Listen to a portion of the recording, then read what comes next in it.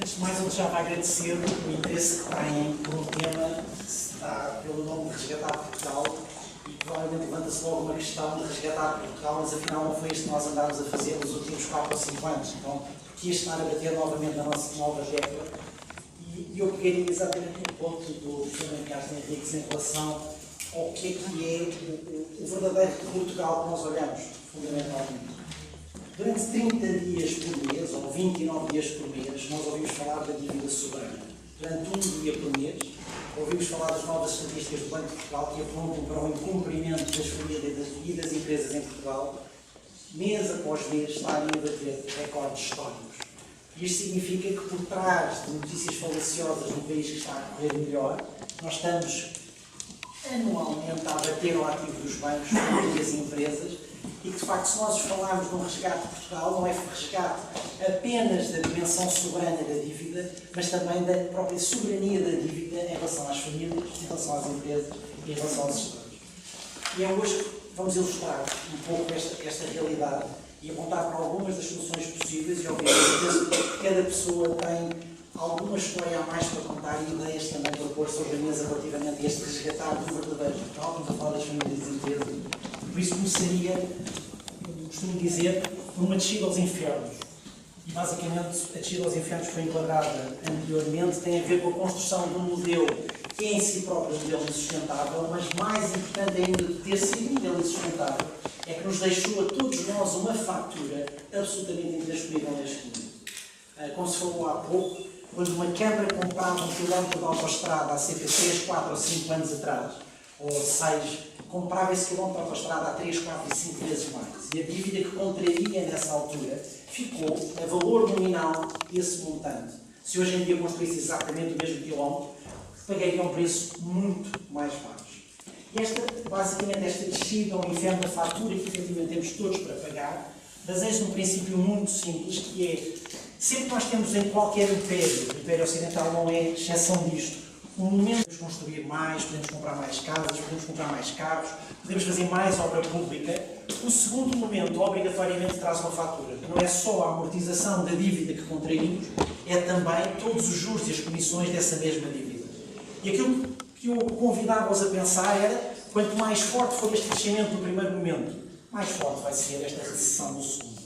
Mais grave ainda, quando esta recessão também vai atacar todo este lado esquerdo das entradas, os salários, as pensões, as reformas. E, portanto, aquilo que nós podemos estar aqui a falar é de uma insustentabilidade total se tivermos, de facto, um crescimento brutal de endividamento.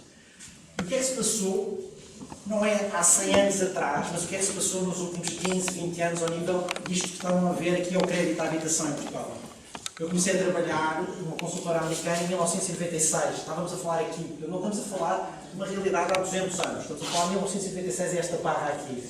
E de repente nós atingimos um valor de especulação imobiliária, isto passando a explicar, para uma criação falaciosa de dinheiro, conseguiu-se de facto multiplicar por mais do que 10 a massa monetária que existia em Portugal e injetá-la num novo setor, que é o setor da construção e no setor do crédito à habitação. Se virmos as relações de proximidade que foram permitidas em Portugal entre o setor de construção e o setor bancário, o que é que se percebe? Percebe-se que se canalizou grande parte do financiamento dos últimos 20 anos para a construção. E, portanto, se virmos a relação de um BES com um atingiu ou deixar de voar com o BCP, basicamente aquilo que se entende é um modelo de construção e de crescimento. Era mais fácil dar 300 mil euros para se comprar uma casa do que avaliar um negócio ou uma empresa de algum português e ver se esse negócio era viável e dar esses 300 mil euros para criar um crédito produtivo. Portanto, aquilo que se criou foi, de facto, uma forma de escoar este dinheiro, que, por mais incrível que possa parecer, é um dinheiro criado especulativamente e falaciosamente, não vem de lado nenhum, à exceção do aumento de crédito. Para o problema ainda se tornar mais grave, não foi só o crédito à habitação que teve uma evolução deste género, foi também o crédito ao consumo e outros fins, ou seja, estamos a falar dos cartões de crédito, estamos a falar do próprio crédito pessoal, do crédito automóvel.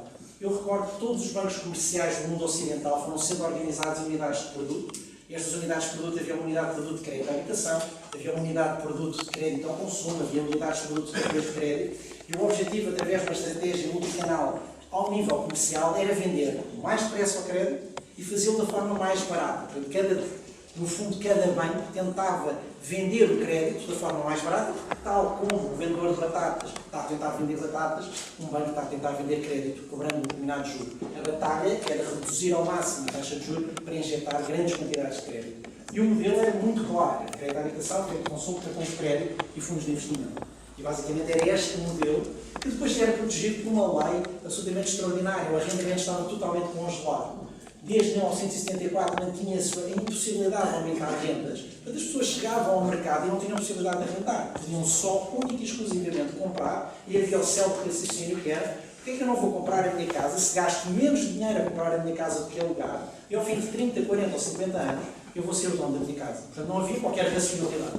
Só estas pessoas hoje em dia compraram uma casa por 300 mil euros, que neste momento, se forem ao mercado e venderem por 180 ou 190 mil euros, já estão com muita sorte. Portanto, aquilo que nós estamos a viver hoje em dia no mundo ocidental é uma massa brutal de famílias de classe média que se chamam capital negativo. Devem muito mais dinheiro do que o capital que têm. Endividaram-se com estes preços de especulação imobiliária, e eu aposto que há muita gente interessada nesta situação, em que, se forem vender o valor da sua casa, vão receber menos dinheiro do que o valor que estão a dever ao banco. E, portanto, de certa forma, com este modelo de aprisionamento, nós estamos a falar, de facto, de uma necessidade de resgatar, neste caso, as famílias.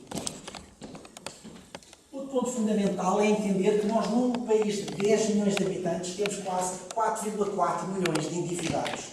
Acreditando que algumas pessoas que não têm nada de idade ainda não estão endividadas e que as crianças também não, mesmo comparando o rácio com os 10 milhões, nós estamos a falar que 42% da nossa população tem dívida.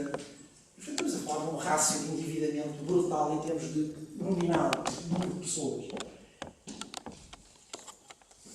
E também uma realidade que é, como nós vimos atrás, o crédito à habitação chegou a ter 114 milhões de euros em Portugal.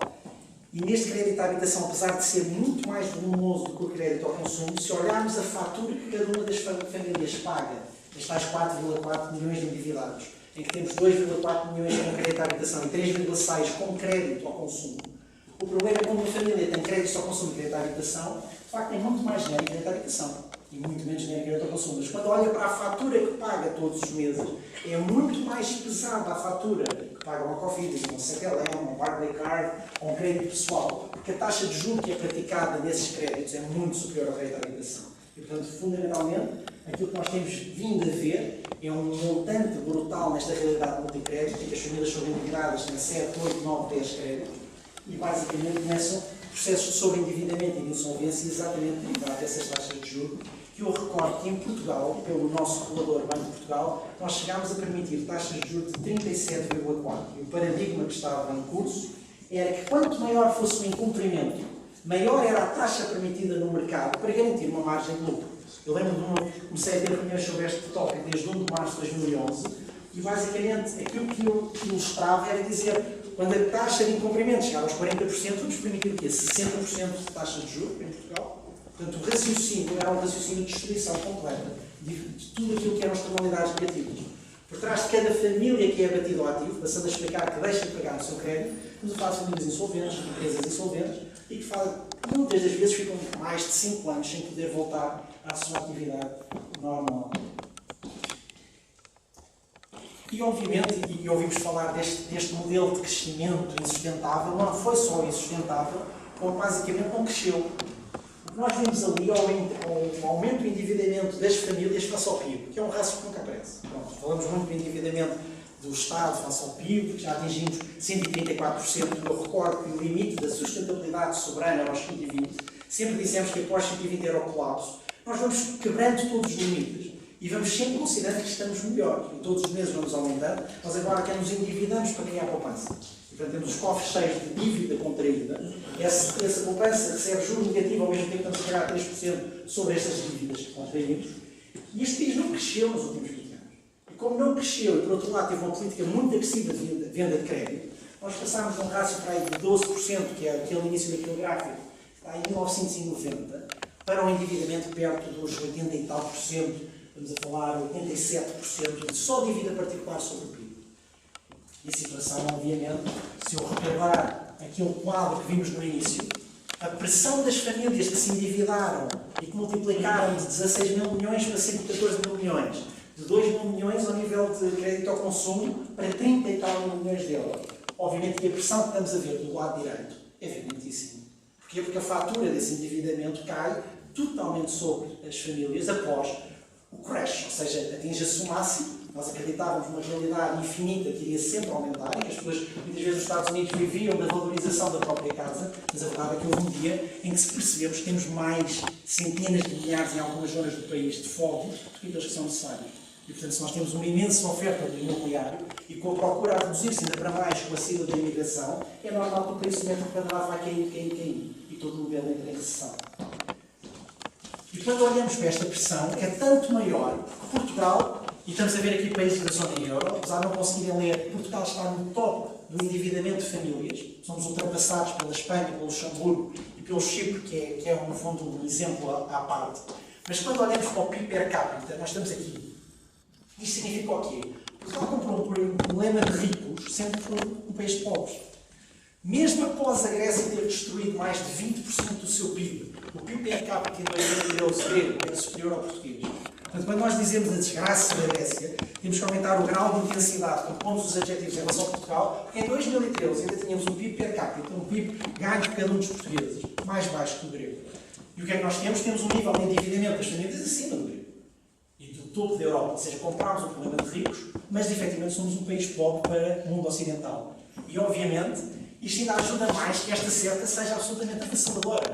Uma coisa é um austríaco estar sobre endividado, ou um luxemburguês, outra coisa é um português estar sobre endividado, porque a margem para pagar essas dívidas é mínima. E portanto nós não estamos a falar apenas de comprar menos roupa de marca ou ir menos ao teatro, estamos a falar daquilo que se fala assim, em termos tradicionais, roupa na cama, compras de alimentação, roupa, cama lavada, etc. E, portanto, basicamente o que nós estamos aqui a dizer é este boom que se dá de tal maneira que a fatura que cai sobre este lado merece um olhar atento sobre esta realidade sobre endividamento.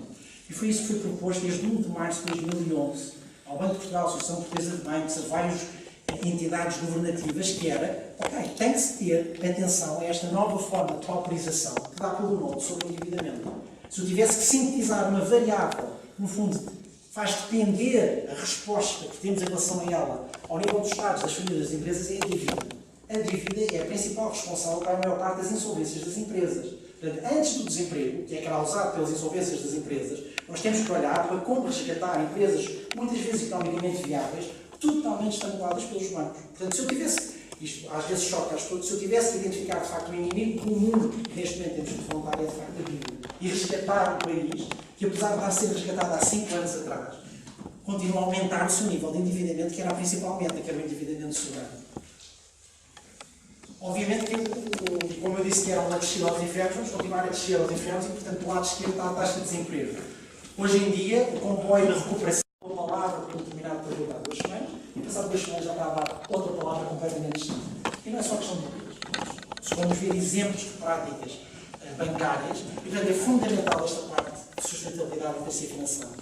E, por fim, e antes mesmo de terminar, a noção da banca social, que é algo que tenho vindo a batalhar, principalmente, isto foi uma espécie de milagre, que era a primeira noção desta banca de resgate era para ser desenvolvida ao nível do Estado. Portanto, o Estado tinha uma posição privilegiada para desenvolver fundos para resgatar famílias e empresas. Só dar um exemplo, 5 mil milhões de euros, não é que eles tenham ficado em Portugal, para capitalizar o BES, são 100 mil euros para 50 mil empresas. Nós podemos ficar em 5 mil milhões de euros e pôr 100 mil euros em 50 mil empresas. Isto é o género de raciocínio que temos que fazer. Nós decidimos numa noite, entre sexta e sábado, ou talvez entre sábado e domingo, íamos injetar 5 mil milhões de euros. Podemos dizer assim, vamos injetar em 100 mil empresas, 50 mil euros, ou vamos injetar em 100 mil euros e 50 mil. Ambos dão 5 mil milhões de euros. E a verdade é que esse plano, obviamente, em termos macros, luta contra um conjunto de interesses estabelecidos que não. E depois eu vim a conhecer uma realidade nos últimos, já os bons 4, 5 anos, que tem a ver com a banca social. E a banca social está virada para uma banca com propósito. E neste caso o propósito seria o de resgate das famílias sob o modelo social. Ou seja, não ter um modelo da maximização do lucro, mas ter efetivamente um modelo de resgatar as famílias desta situação sob endividamento e a mesma coisa para as empresas. Esta apresentação depois poderá ser partilhada, mas mais importante que tudo é entender que isto é apenas uma das respostas dentro de uma abordagem sistémica. E eu acabaria aqui com uma provocação. Isto é um ecossistema que está a ser desenhado. E a minha provocação para terminar é Porque estamos nós a continuar a resgatar bancos e Estados. Isto é totalmente atual, porque acabámos de resgatar por 5 mil milhões de euros um banco. Reestruturando a economia toda. Portanto, dizendo às famílias que viveram acima das suas prioridades que não têm que restringir, dizendo às empresas que têm que mudar completamente o seu sistema de faturação, dizer às pessoas que têm que ser do lado todo, a pessoa que estão ao lado, que não estão a pagar impostos, mas a reestruturar tudo. Para servir os interesses do mundo. Quando nós chegamos à televisão, percebemos que não é só o Estado soberano que vive para servir os interesses da dívida, ou seja, muitas vezes dizem, ok, como não há dinheiro, então obviamente não conseguimos continuar. E às vezes não é só uma questão desta conta financeira. Quando a Grécia, qual é a preocupação dos ministros gregos nos últimos tempos? Pagar a dívida. Estão a pensar em agricultura? Não. Estão a pensar em indústria? Não. Estão a pensar em pescas? Não. Estão a pensar fundamentalmente em como pagar as dívidas. Mas quando entramos nas grandes empresas portuguesas, o que elas estão preocupadas é em servir a dívida. Portanto, os conselhos de administração e as comissões executivas, grande parte do dia do tempo é como é que vamos refinanciar a nossa atividade. Pensa-se em clientes, pensa-se em parcerias estratégicas, pensa-se em internacionalização. Algumas ainda pensam. A maior parte delas estão unicamente obcecadas no serviço desta dívida. E, portanto, a pergunta que eu faço é porquê é que estaremos nós a resgatar estes bancos e Estados e não, que dá muito mais trabalho, esta segunda parte, claramente, mas tem alguma sustentabilidade, não estaremos antes a resgatar a economia, ou seja, leia-se as famílias e empresas, e daí o título deste seminário fala exatamente o resgatar Portugal, mas o resgatar do verdadeiro Portugal, reestruturando bancos e Estados. Portanto, retirando aquela componente que faz, por exemplo, que o Banco de Portugal chegue às comissões parlamentares e diga os bancos são demasiado opacos, porque eu não conseguia ver quase lá para dar dentro. E basicamente aquilo que se pergunta é como é que o regulador não cria normas para os bancos serem mais transparentes. Ou que interesses é que se movem para que isso não seja criado. Reestruturando bancos e Estados para servir, como dizia o professor Castro Henriques, para servir o bem comum. Porque basicamente esta estratégia que nós estamos a seguir não serve a ninguém. Serve no curto prazo a alguém que possa pensar que terá dinheiro suficiente para comprar um helicóptero para fugir a uma ilha deserta no final desta crise. Porque basicamente a rota que estamos a ter é de absoluta insustentabilidade. Nós tivemos em Lisboa um professor holandês que falou de uma forma muito engraçada, ele está ligado ao movimento de transição, que era quanto mais tempo demorarmos a mudar a rota, mais próximos estamos da revolução. Isso não será bom para ninguém. Ou seja, quanto mais tempo demorarmos a entender que exatamente temos de fazer uma transição para um novo modelo, mais próximos estaremos de uma situação como a Grécia, que neste momento está com 26% de desemprego. E, portanto, um turbilhão social, depois vários interesses geopolíticos, etc. Portanto, aqui claramente não é um convite à revolução, mas é um convite de entender que ou saímos todos juntos da unidade e economia para servir este bem comum, ou sairíamos todos muito mal. Quero agradecer a vossa paciência e muito obrigado.